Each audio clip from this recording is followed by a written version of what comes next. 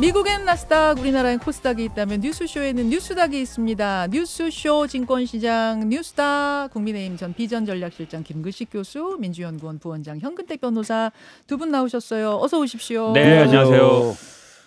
오랜만에 두 분도 뵙죠? 예, 저도 네. 김무성 대표님 오랜만에 뵙습니다. 두 분도 반갑게 인사하시는데 출마하실 것 같으십니다. 지금 말씀 들어보니까. 그런 것 같아요. 일단 경선 붙여줘라. 경선 얘기, 당연히 그래야 한다. 경선 안 붙여주면 뭐 그냥이라도 나간다. 이런 뜻으로. 그런 식으로 저도 지금 이해했습니다. 아니 본론으로 들어가기 전에 현근택 부원장이 나오셨으니까 이 질문 좀 드리고 가야겠네요. 지금 입원 중인 이재명 대표는 상태가 어떤가요? 저도 사실 잘 몰라요. 당에 들어보면 네. 어제 이제 제가 출판 기념회를 했는데 네. 거기 정청래 최고위원이 오셔가지고 네네. 말씀을 해주시던데 보좌관들도 못 들어가고 있다. 보좌관도. 예. 그러니까 이게 가족 이해는 안 된다 면회가. 그래서 아하. 지금 일각에서 뭐 무슨 얘기를 했다, 뭐 당무 복귀 의지가 강하다 그런 건 사실이 아니다라고 말씀하시더라고요. 그래서 정청래 최고위원이 그래도 밖에 나와서 뭐 브리핑도 하고 했었거든요. 예. 뭐 그런 상황이라서 저도 사실은 뭐 그거 이외에는 아는 바가 없어요. 그러면은 네. 본인은 빨리 당무 복귀를 하고 싶어 한다고 하는 건 맞는데 아니 그것도 아니래요. 그것도 아니래요? 예. 완전 불투명이에요 그러면? 그러니까 사실은 이제 가족들이 그거를 뭐 또 당과 관련된 얘기를 할 리가 없고 네. 그렇기 때문에 제가 보기에는 그냥 뭐 의원들의 전언은 뭐 직접 들은 게 아닐 거잖아요. 이제 예. 가족위에는 저기 안 면회가 안 된다니까. 되니까. 제가 보기에는 아마 그래서 막 그때 의료진이 밝힌 것처럼 뭐 후유증이라든지 아니면 뭐 감염 우려가 있기 때문에 일단 치료가 우선인 것 같고 당무라든지 뭐 선거 관련 얘기들은 아직 뭐 공식적으로 나온 건 예. 없는 것 같습니다. 어제 부산경찰청이 이재명 대표 피의자 김 씨의 당적은 공개하지 않는 걸로 결론 내렸다 이렇게 발표를 했어요. 그러니까 조사는 다 끝났고 이 사람 뭐 당적에 대한 이야기를 다 파악은 했지만 정당법상 피의자 당적 정보를 누설할 수가 없기 때문에 불가피하게 말 못한다 이제 이런 건데 민주당에서는 또 반발하고 있네요 이 부분. 근데 이게 사실은 이제 처음부터 만약에 이랬으면 모르겠는데 왜냐하면 뭐 경찰이 정당법 규정을 모르진 않을 것 같고 물론 그렇게 돼 있어요. 당원 명부를 취득한 사실을 공개할 경우에는 처벌 규정이 있는데 이게 근데 63년에 법이 생기고 나서 처벌된 사례는 없어요. 근데 이미 언론에 다 나와버렸잖아요. 나온 상태라서 저는 예를 들어 정당이 동의한다든지 아니면 뭐 당사자가 동의한다든지 하면 충분히 가능한 것 같거든요. 그럼 예를 들어서 경찰 입장에서는 사실 뭐 개인정보라든지 그런 거기 때문에 안 되는 거잖아요. 예. 그러면 뭐 본인의 동의 그러니까 일단 필수인 것 같고 또 당이 동의하고 이러는 방식을 거쳐가지고 해도 될 것 같은데 이미 또 언론에 다 나왔고 예. 예전에 한 5년 정도 국내에 있었고 작년엔가 뭐 민주당에 가입했다라는 얘기가 나왔잖아요. 그러면 그것이 맞다 틀리다 정도는 확인을 해줄 필요가 있는 것 같거든요. 왜 안 해주는가? 김구식 교수님은 어떻게 보세요? 지금 이제 당적이 어디였느냐 또 지금 현재 어디냐라는 건 사실은 본말을 따져볼 때는 사실 본 핵심은 아니고요. 이 본래 다시 우리가 원점으로 돌아가서 이런 정치적 테러가 이렇게 자행된 거에 대한 우리 정치권 전체의 반성, 그다음에 성찰 이런 게 필요하다는 생각이 들고요. 뭐 저도 당적 관련해서는 현 변호사 말대로 네. 본인이 동의하고 정당이 동의한다면 낼 필요도 있지 않나 생각이 들고. 못할 건 없다 입장. 예, 그럼요. 그리고 또 하나 저는 이재명 대표 지금 병상 정치가 지금 이게 맞냐 사실이냐 당무에 복구하는 게 맞냐 아니냐 이렇게 이야기를 하는데 저는 그 혼선을 보면서 사실은 저 개인적인 생각입니다만 이재명 대표가 이번 이 피습 사건을 당하면서 이제 제가 그냥 사후적으로 생각해 보면 오히려 국민들한테 크게 어필할 수 있는 저는 기회가 있었다고 생각해요. 예를 들면 부산대병원을 급하게 실려갔지 않습니까? 네. 그래서 응급처치하고 바로 수술을 끝내면 거기서 수술 끝난 다음이라도 조금만 휴식을 취하고 이제 계속 의식은 있는 상태였으니까 말씀을 할 수 있는 상황이라면 바로 나와서 정말 이런 정치적 책임을 나 스스로부터 지겠다. 이렇게 정치가 이렇게까지 원대에 대해서 나도 책임을 느낀다. 그리고 다시 얼른 회복해서 당에 복귀하겠다라고 이야기를 하면서 오히려 국민 앞에 스스로 이야기를 하는 모습이 저는 훨씬 더 점수를 딸 수 있는 기회였는데 지금 2주일째 뭐 말이 안 나오잖아요. 그리고 누구를 만나네 안 만나네 복귀를 하네 마네 가족은 면회가 되네 보좌진은 면회가 되네 한동훈을 만나네 안 만나네 이게 지금 사실은 일주일. 일주일입니까? 신비주의 비슷하게 지금 풀리고 있어요. 그러니까 예전에 DJ도 그랬고 YS도 그랬고 심지어 박근혜 대표까지도 이런 참담한 일이 생기면요. 그 정치 지도자는 대범해야 되고 담대해야 됩니다. 그 일이 끝나고 치료가 끝나면 바로 국민 앞에 복귀해서 담대하게 일성을 날려야 되는 거예요. 지금 일부러 안 한다고 보시는 건가요? 모르겠어요, 저는. 그래서 저 개인적으로 그런 기회를 이미 놓쳐버렸기 때문에 저희들이야 괜찮죠. 근데 이게 오히려 전화위복이 될 수가 있는 게 있거든요. 정치인이라는 것은 자기가 어떤 결기를 보이고 어떤 대범한 모습을 보이냐에 따라서 국민들한테 전혀 다른 감동을 줄 수가 있어요. 예, 만약에 예. 제가 이재명 대표였다면 부산대병원 가서 처치하고 수술 끝난 다음에 바로 회복실에 들어가면 바로 뚜벅뚜벅 걸어 나와서 아 정말 이런 일에 참담함을 느낍니다. 그러나 저는 그분의 문제가 아니라 정치권 전체의 책임입니다. 지금 당장 당에 복귀해서 내 할 일 하겠습니다. 국민 여러분 걱정하지 마십시오. 이 말 한마디 못합니까? 저는 그게 이상해요. 저는 뭐 그런 식의 표현은 뭐 충분히 나올 거라고 보고요. 근데 치료가 일단 끝나야 되는 거고 일반적으로 그러니까 일반적인 치료가 아니잖아요. 목에 칼이 들어온다는 건 제가 보기에는 보통 사람이라면 뭐 인간이라면 아마 뭐 심리적인 위축을 느낄 수밖에 없는 거거든요. 거의 죽기 직전까지 갔다는 거거든요. 다행히 굉장히 뭐 정맥이라 그러지만 그런 걸 생각하시면 제가 봐도 그러니까 이걸 자꾸 정치적으로 뭐 왜 부산에서 안 나고 서울 갔냐, 뭐 헬기를 탔냐 이런 얘기들은 저는 그냥 홍준표 시장 얘기처럼 정치적인 논란거리는 아닌 것 같고요. 그러니까 치료가 완치되면 저는 뭐 당연히 통합 메시지란지 그런 건 나올 것 같습니다. 우리 정치 상황에 대한 아마 얘기도 하실 것 같고요. 네.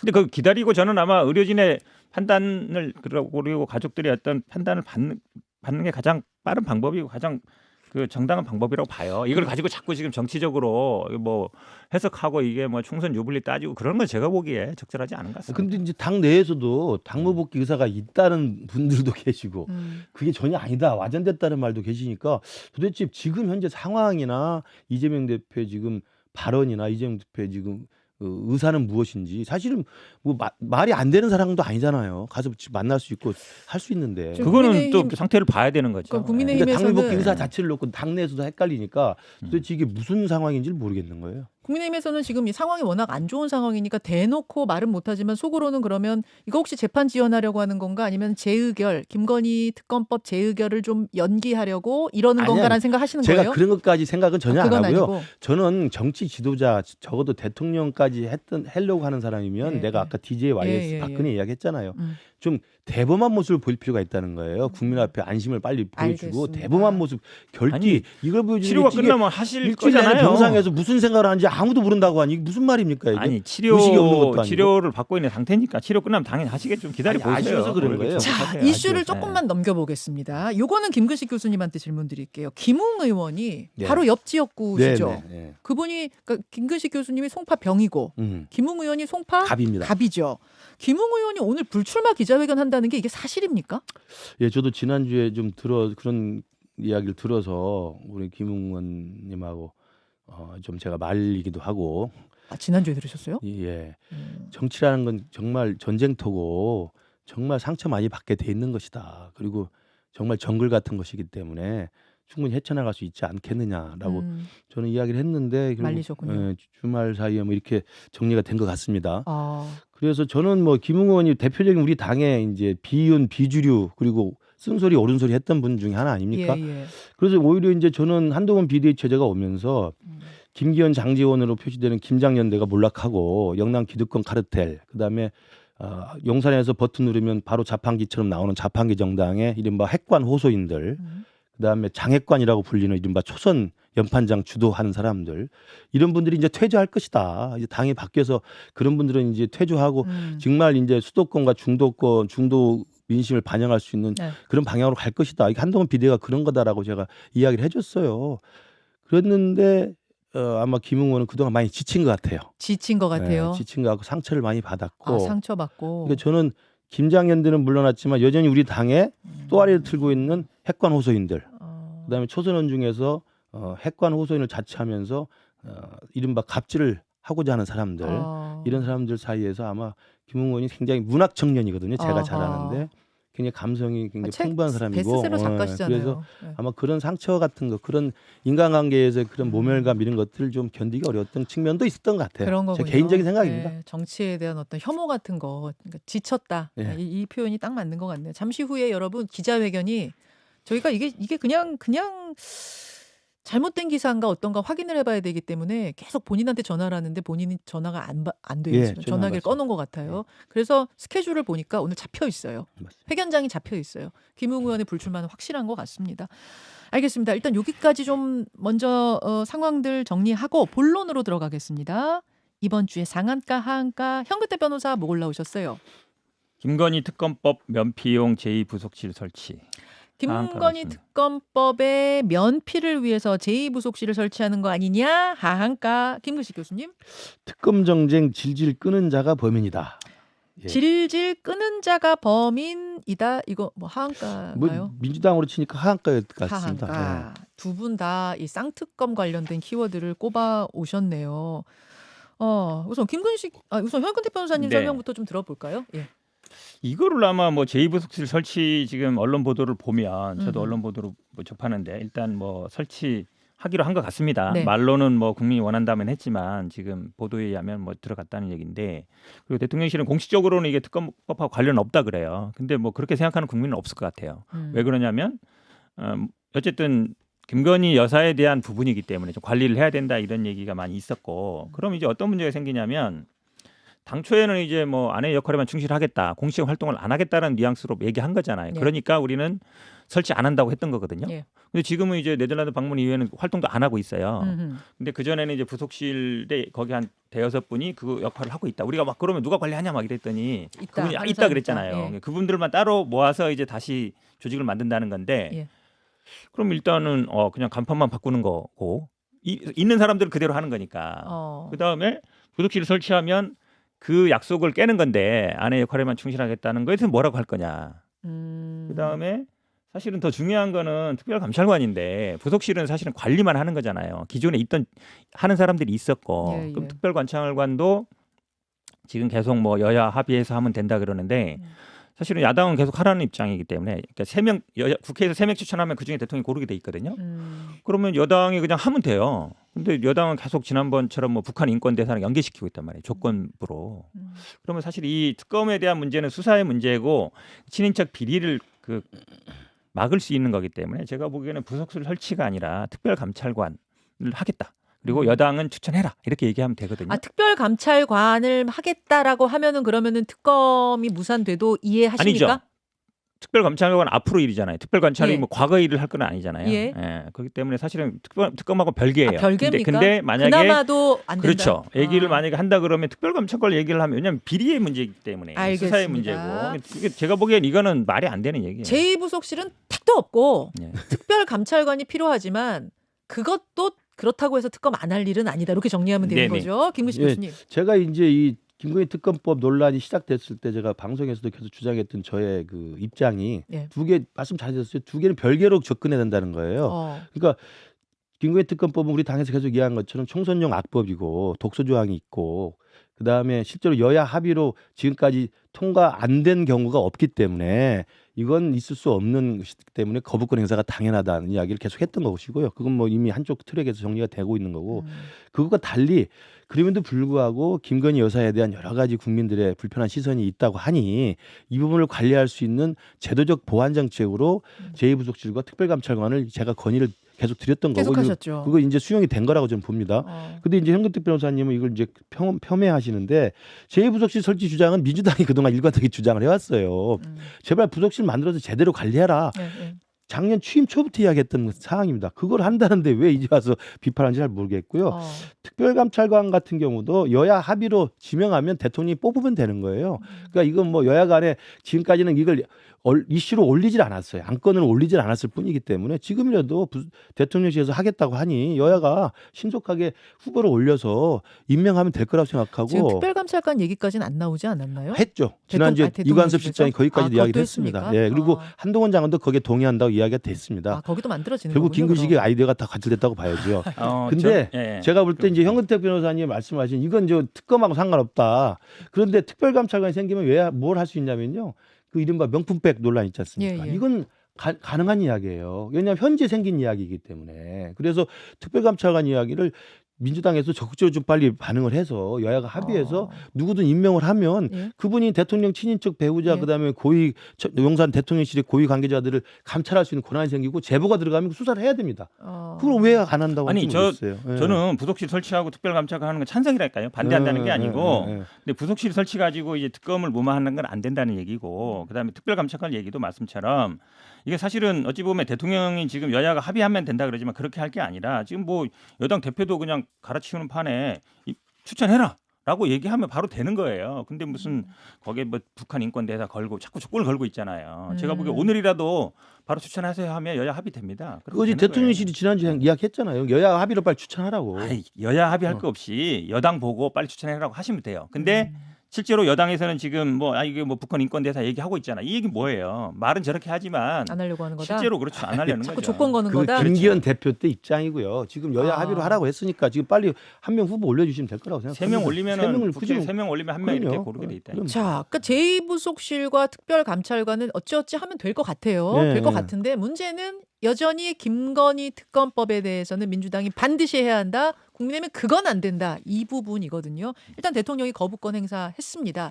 이제 재의결을 하게 됩니다. 그런데 김근식 교수님의 키워드를 보니까 민주당이 질질 지금 그렇죠. 끌려고 한다라고 보시는 거예요? 그럼요.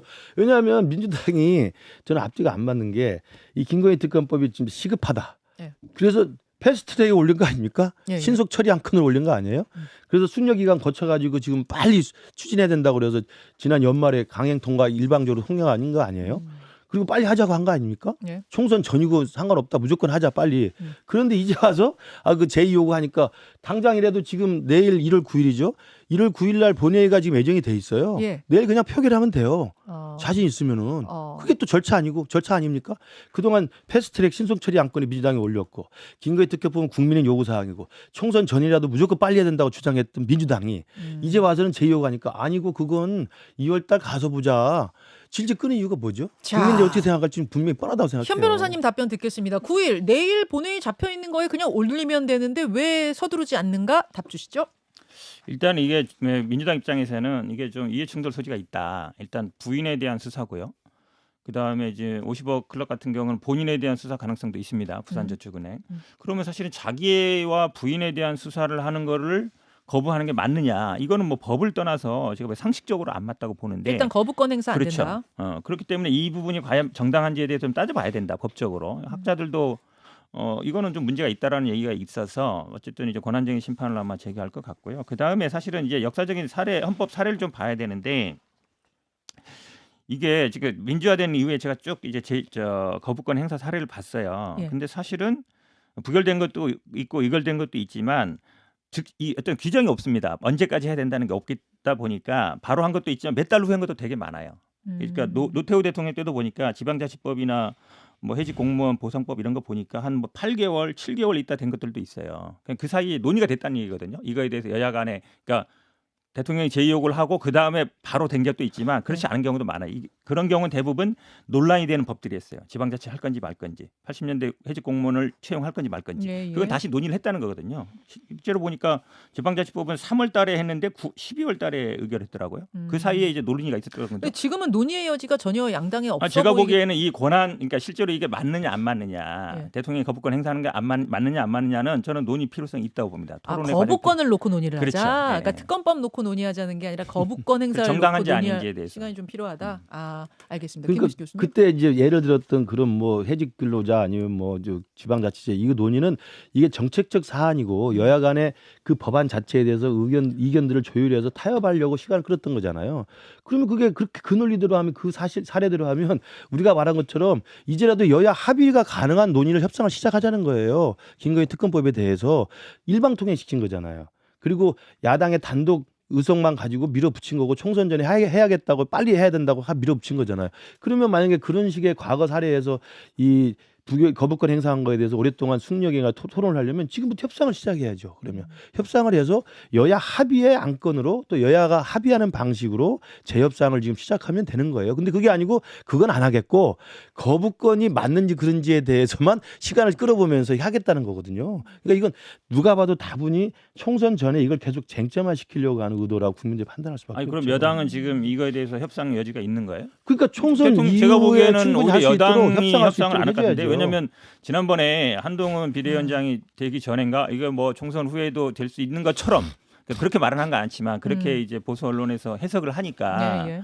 바로 뭐 대통령실과 정부에서 그거는 절대 아니다라고 얘기했잖아요. 조건부 자체를 협상도 안 된다라고 오히려 못을 박아버렸거든요. 오히려 제가 보기에 지금 말씀하는 거는 한동훈 장관이나 지금 그 대통령실 입장하고 좀 다른 거예요. 협상 여지가 있다고 말씀하시는 거니까. 아니 이 자체는 아니 사실은 정치는 의안 저는 기본적으로 법안 절차는 말안 끝내고 끝났어요. 끝내고 하자는 거예요. 정치는 기본적으로 대화, 협상, 타협입니다. 예. 뭐 예를 들어서 협상해보자 그러면 할 수 있죠. 왜 못하겠습니까? 근데 그러니까. 왜 대통령실에서 협상 왔다, 무조건 거부다 이렇게 얘기해버리니까 재의결을 안 되는 요구했으니까 거죠. 재의결 요구의 절차에 맞춰서 입법 절차를 끝내고 협상을 시작하자는 거죠. 그게 지금 국민들이 그러면 보는 거죠. 민주당에서 예상하는 시점은 재의결 시점은 2월 네. 정도가 되는 건가요? 뭐 저는 정확히 모르겠습니다. 아마 그렇게 대충 예측하는 것 같습니다. 예. 왜냐하면 오늘 내일이 마지막이고 그렇지, 그다음에 내일 2월이 2월이 되는 거죠. 되니까. 그러면은 임시국회죠, 설 임시국회. 뭐 직후나 설 그렇게 그렇죠. 될 그러니까 가능성? 내일 본회의에서 예, 이걸 예. 표결을 안 하면 예. 2월 임시국회 넘어갈 수밖에 예. 없어요. 그럼 2월 임시국회 하면 뭐 설날 연휴 있고 그러면 사실은 이제 설 한- 넘어갈 알겠습니다. 우리 당의 공천 시즌을 겨냥하겠다는 건데 누가 봐도 그건 꼼수 중에 꼼수지. 자, 이러한 이유로 각각 상한가, 하한가 골라오셨는데 여러분 어떻게 들으셨습니까? 오늘 김현정의 뉴스쇼는 여기까지입니다. 이번 한 주도 굉장히 숨가쁜 한 주가 될 걸 오늘 진행하면서 느끼게 되는데요. 두 분 고생 저희들 많으셨고요. 마지막이라고 소개해 주시죠. 네네. 오늘 마지막 아니고 다음에 아, 한 번 그- 더 있어요. 아 그랬어요? 같이 몰랐습니다. 인사하죠. 여러분 고맙습니다. 감사합니다.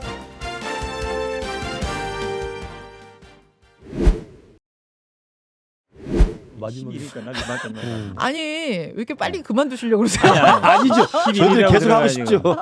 그게 아니고 여러분 이제 이 출마하시는 분들 네. 이제 서서히 딱 시간이 정해지는 건 아니더라고요. 그렇죠. 서서히 서서히 정리를 해야 되는 두 분과 저희는 다음 주까지 하는 걸로 알고 있었는데 그래요? 예, 예. 그 오늘까지로 두 분 알고 예, 계셨고 저희들 네, 이제 11일이 뭐 그랬어요. 90일 전이라고 그래서 네. 그러셨구나. 그래서 어떻게 좀 편지라도 써오셨어요? 작별의 편지 같은 거? 아니 뭐 살아 돌아오겠습니다. 이게 자꾸 해주세요. 그러니까 이렇게 서서히 지금 한 분 한 분씩 이렇게 코너별로 네. 상황에 따라 코너 상황에 따라 조금 달라요. 요일 네, 상황에 네. 따라 이렇게 하고 있고 두 분하고는 진짜 오래 했는데 오래 했죠. 3년 더 된 것 진짜 같아요. 정말 오래 진짜 네. 두 분도 미운정 고운정 다 들지 그럼요. 않았어요? 우리 변호사하고 미운정이 더 많이 들었어요. 미운정 그 미운정이 또 진한 정이에요. 그게. 그럼요. 그러실 것 같아. 미운정 고운정 다 든 두 분과도 인사 나누고 그러는 게 다음 주입니다, 여러분. 다음 주고 아니 지금 이왕 남으셨으니까 저 오늘은 본 방송만 하고 끝내려고 그랬는데 이왕 남으셨으니까 하나만 네. 이상민 의원 국민의힘으로 가는 거 알고 계셨어요? 짐작하셨어요? 아니 뭐 오시는 게 정해진 수순이었던 거 아니겠습니까?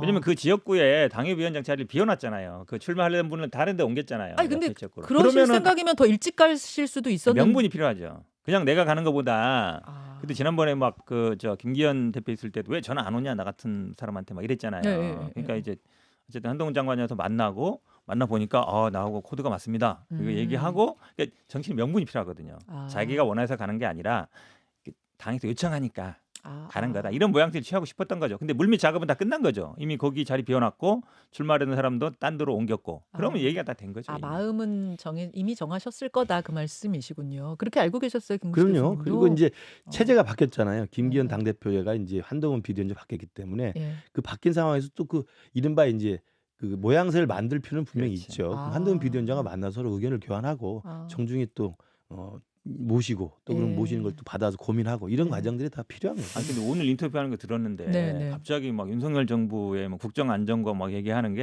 네. 하루 만에 어저께만 해도 갑자기 물론 이분이 예전에도 뭐 자유선정당으로 한번 당선된 적은 있는데 그래도 가서 뭐 열심히 해보겠습니다. 이것도 아니고 갑자기 윤석열 정부의 뭐 안정적인 국정 운영을 위해서 제가 너무 180도 이렇게 아니 그 얘기 하셨어요. 호랑이 잡으러 호랑이굴에 들어가는 심정으로 그 내가 말은 가는 내가 거다. 그냥 듣긴 들었는데 예. 더 의미 있는 얘기는 윤석열 정부의 국정 안정을 위해서 내가 기여를 하겠습니다. 그래서 민주당에 계시던 분 아니 그럼 만나시더라고요. 국민의힘에 가시면서 그럼 윤석열 정부 망해라 그러실 수는 아니, 없는 거 아니에요. 아니 그 전에 하던 얘기하고 완전히 하루 아침에 제가 어쨌든 뭐 불가피하게 가서 뭐 최선을 다하겠습니다. 이 정도도 아니고 국정 안정은 근데 민주당도 바라는 거 아니에요? 국정 안정은? 모르겠습니다만 어쨌든 하여튼 민주당 입장에서는 속이 쓰릴 수밖에 없죠. 그리고 이제 신당 가는 거하고는 또 느낌이 다르니까. 원칙과 상식 내부는 어떻게 되는 겁니까? 어떻게 되는 거예요, 진짜? 저도 모르겠어요. 왜냐면 지금 갑자기 기류가 다들 뭐 이낙연 신당 얘기하다가 지금은 갑자기 또 이낙연 신당은 이낙연 신당이고 이분들은 또 별도로 원칙과 상식 신당이라고 불러야 되나? 뭐라고 불러야 돼요? 이분들도 뭐 신당을 만든다고 하니까 네, 따로 하신대요. 그럼 네 분은 뭐 성을 따서 만들까요? 어떻게 만들지 모르겠는데. 네. 그러니까 제 느낌은 이낙연 신당 따로, 원칙과 상식 신당 따로 다 조그마한 텐트들이 많이 만들어지고 결국은 총선 전에 빅 텐트로 꽤 많이 모이는 형식이 되지 않을까. 처음부터 그러니까 같이가 아니라 예. 이미 뭐 다 여기저기 예. 소소하게 소규모 텐트가 있잖아요. 소규모 그걸 이제 텐트들과 큰 함께. 텐트로 누가 엮느냐의 문제인데 예. 그 부분이 잘 될지는 지켜봐야 될 것 같습니다. 왜냐하면 주도권 싸움이라는 게 있거든요. 그렇죠. 특히 이제 이게 이제 지역구 가서 지역구 당선이라는 게 쉽지 않은 제3정당이기 때문에 네, 그럼 결국은 이제 네. 결국 이해관계를 따지면 비례란 말이에요. 음. 그럼 비례에 대해서는 전부 결국 자기 주도하에 해야 그렇지. 그 부분에 대한 것들을 관철시키기 있기 때문에 결국 지금- 싸움은 비례에서 나와요. 비례 순번 정하고 이럴 때. 그러니까 그 빅텐트를 누가 주도하느냐, 그 누구 아래 다 모일 것이냐. 아니 요거- 같이 요거죠. 손잡고 모이는 거지 뭐 누구 주도하에가 어디 아이, 있어요? 그렇지 않죠. 이준석 대표가 아니에요? 여기 나와서 아주 중요한 문제를 던져버렸잖아요. 그럼요. 한마디로 얘기하면 지역구는 따로 네? 하고 그럼. 지역구는 각자 하고 각자 하고 아니다. 비례는 별도로 하고 지역구는 합쳐서 그렇지. 하자. 비례를 네. 별도로 하고 지역구를 합쳐서 지역은 하자. 연합정당으로 하되 그렇죠.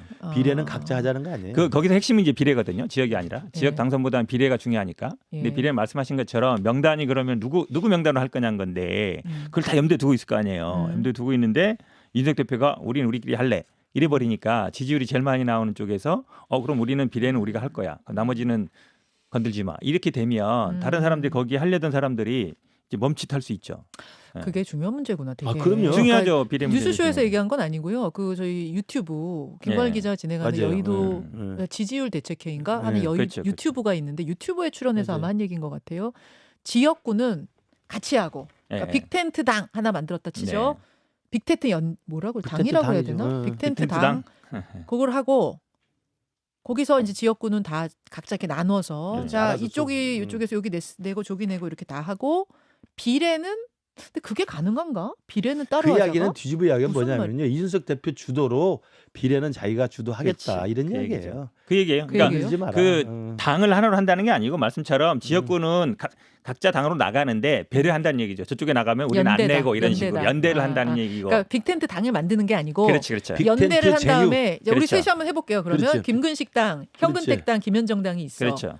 그러면은 사실상 우리가 손잡고 있어. 예. 지역구는 그 각자 알아서 내. A, B, C는 저 김근식 교수님 당에서 그렇죠. 내주시고요. 그렇죠, 그렇지. D, E, F는 현근택 변호사님 그렇죠. 당에서 그 다음 당 세 군데는 제가 낼게요. 그렇죠. 그럼 서로 안 내는 거죠. 그렇죠. 거기는. 그렇죠. 김근식 교수님 낸 데는 내가 안 안 내고 내고. 이렇게 예. 해서 하고 비례는 각자. 김현정당 따로 1, 2, 3, 4, 5, 그렇죠. 김근식당 따로 1, 2, 3, 4, 5 해서 그냥 비례는 그렇죠. 각자 경쟁하자. 그러면 이준석 신당에 제일 아. 지금 지지율이 높게 나오니까 그렇죠. 예. 비례를 확보할 가능성이 제일 크다고 보는 거고 그렇죠. 그건 내가 아. 할 테니까 이건 건드리지 마 이렇게 되는 거죠. 그러면은 지금 인지도가 좀 낮거나 지지율이 낮은 신당에서는 그럴 거면 우리가 굳이 왜 해? 이렇게 그럼요, 된다. 그렇죠. 그러면 이준석 신당 비례를 아. 위해서 그냥 몸 바치는 것밖에 안 돼요.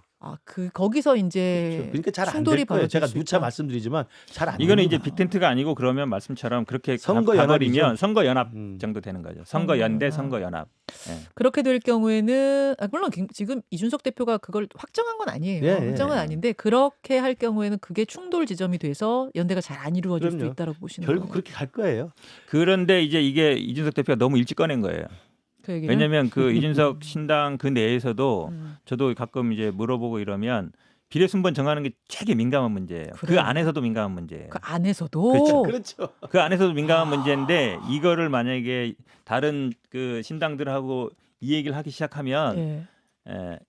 다 생각은 하고 있는데 예. 그 말을 이제 꺼내는 게 중요한데 예. 그 말을 제가 보기에 너무 일찍 꺼내버렸어요. 이게 제가 보기에 분란의 화가 될 수 있어요. 그러니까 이거는 그 이준석 신당 내에서도 민감한 문제죠. 민감한 문제예요. 그러니까 아, 그동안 제3당을 아. 보면 예. 정주영의 통일국민당이나 예, 예, 예. 신방연대나 예. 안철수의 국민의당이나 네. 이런 당 보면 누구 한 명 딱 깃발 아래 그냥 쫙 모여서 간 거예요. 그렇죠. 그럼 그 한 명의 리더십 주도권 아예 그냥 쭉 가서 국민들한테 평가를 받는 건데 지금 우후죽순으로 소규모 텐트가 다 있잖아요. 네. 양양자, 그다음에 금태섭, 정의당, 그다음에 또 우리 이준석, 그다음에 이낙연, 그다음에 원칙과 상식, 심지어는 조국까지 있는 거 아닙니까? 이런 막 우후죽순으로 있는 소규모 텐트를 가지고 결국 누가 하나 묶자 그러면 금방 제가 말씀드린 성공했다고 볼 수 있는 그런 1인 주도의 제3당을 할 수 있는 상황이 지금 굉장히 힘든 상황이 돼 있는 거예요. 그리고 특히나 제가 누차 말씀드리지만 이준석 전 대표의 리더십이나 그다음에 인성이나 행태나 애법을 봤을 때 다른 분들이 거기에 고개 숙이고 들어가서 할 수 있는 가능성이 제가 볼 때는 높아 보이지 않는다. 김용식 교수님 일관되게 그 예, 말씀을 예. 지금 하고 정치는 결국 계시는데. 사람이 하는 예술인데. 근데 이게 지금 이낙연 전 대표나 이준석 전 대표나 자신의 정치 인생을 걸고 나온 거거든요.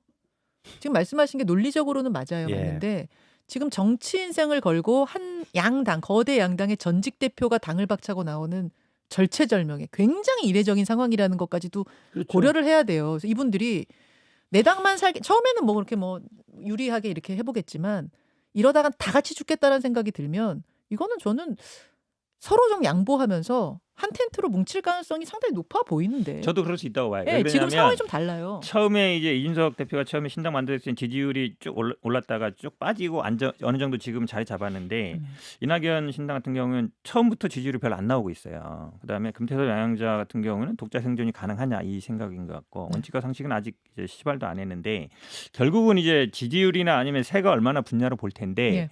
처음에 시작 딱 했을 때 우리 원칙과 상식도 그랬잖아요. 우리 뒤에 뭐 50명 있다 이랬는데 결국은 뭐 이 네 분밖에 계속 안 남잖아요. 아 근데 공천이 끝나보면 또 모르죠. 공천 컷오프 그거는 끝나고 뭐 나면. 그때 가봐야 되는 일인데 예, 근데 예. 어쨌든 새가 막 붙는 상황은 예. 아니에요. 예, 예, 예. 그러다 그렇죠. 보니까 말씀하신 것처럼 결국은 독자 생존이 불가능하면 이제 가야 되는데 근데 이제 그 전제는 아까 말씀처럼 이게 사실은 지역구의 당선은 어렵단 말이에요. 그럼 비례대표 굉장히 중요해요. 이 문제를 어떻게 할 거냐. 그러려면 리더십이 필요해요. 아까 말씀처럼 뭐 정주영, 안철수처럼 강력한 리더십이 예. 있어서 한 사람 딱 정하면 되는데 예. 이 사람들이 그럼 누가 할 거냐. 예. 왜냐하면 이준석 대표 그럼 이낙연 전 대표라든지 원칙과 상식 분들이 이준석 밑으로 가려고는 안 할 거 아니에요. 이준석 말을 들어서 우리가 그 따르게 이르기 쉽지 않단 말이에요. 당도 다르고 아하. 또 뭐 생활해왔던 다르단 말이죠. 예. 그리고 대부분 많은 분들이 이준석 같은 경우에는 나 총선 전에 합당은 안 한다는 얘기 해석을 대부분 총선 후엔 돌아가겠구나 이렇게 해석한단 말이에요. 그렇잖아요. 총선 전에 안 한다는 얘기는 총선 후에 할 수도 있다는 얘기잖아요. 아 그렇게 또 들어요? 그럼요. 절대 안 한다. 맞아요. 앞으로 절대 안 한다라가 맞아요. 아니라 총선 전에 안 한다고 했잖아요. 맞아요. 근데 총선 후에 저게- 할 수 있다는 얘기 때문에 그러면 그럼 이낙연 대표나 원칙과 상식 분들이 같이 할수 국민의힘으로 갈 없죠. 수는 없잖아요. 그럼요. 그런 문제가 생기는 거예요. 그러니까 그러면 사실은 이제- 같이 갈 수 없는 두 결이 있는데 네. 이걸 지금 우리 김현정 앵커 말씀대로 너무 절박하니까 살아야 되니까 합칠 수 있다? 예. 그건 사실은 국민들이 다 알고 있거든요.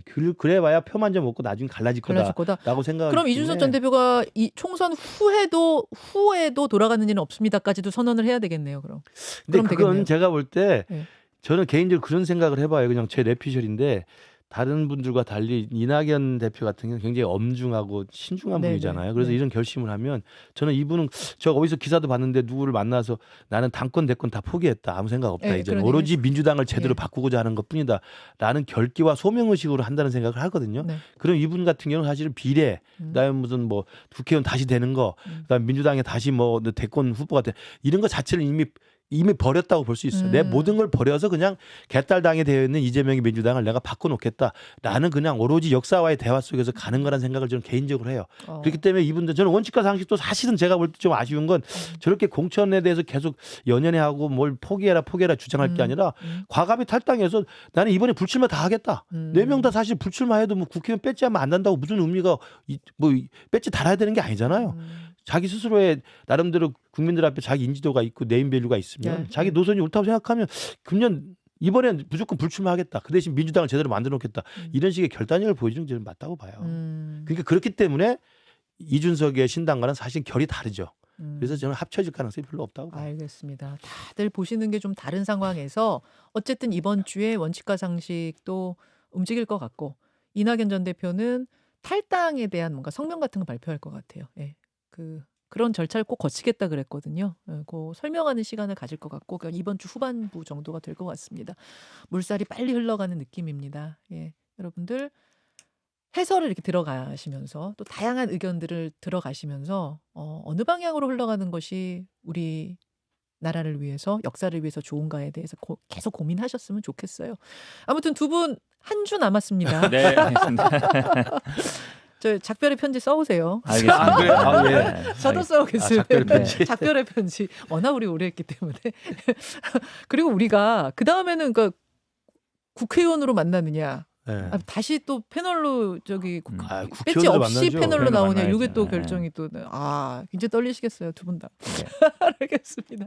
이렇게 인사하실 수 있는 것도 이제 한 주밖에 안 네. 남았습니다. 형우대 변호사님은 화면 잘 담아주세요. 오케이. 이게, 자, 가장 예쁜 포즈로 하트를 만드시겠습니다. 하트. 네. 여러분, 하트. 자, 내일 뵙겠습니다. 고맙습니다. 고맙습니다. 네, 잘하셨어요. 나 이거 고맙습니다. 김현정의 뉴스쇼는 시청자 여러분의 참여를 기다립니다. 구독과 좋아요, 댓글 잊지 않으셨죠? 알림 설정을 해두시면 평일 아침 7시 20분 실시간 라이브도 참여하실 수 있습니다.